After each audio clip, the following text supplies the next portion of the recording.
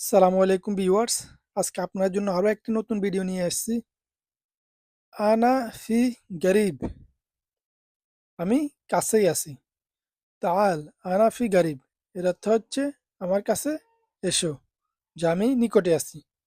আলহিন কাম সা, এর অর্থ হচ্ছে এখন কয়টা বাজে।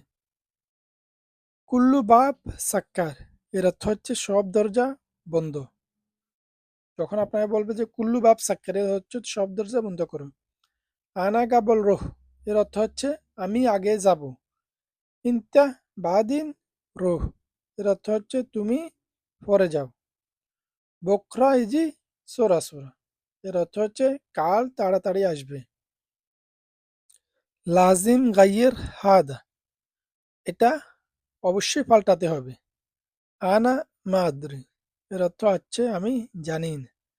অথবা আনা মাফি মালুম, এর অর্থ হচ্ছে আমি জানি না। অথবা আনা মা আরিফ, এর অর্থ হচ্ছে আমি জানি না। তিনটার অর্থ কিন্তু একই। আনা ইজি গাবল, আমি আগে এসেছি। আনা মা ইসমা, এর অর্থ আমি শুনি নেই।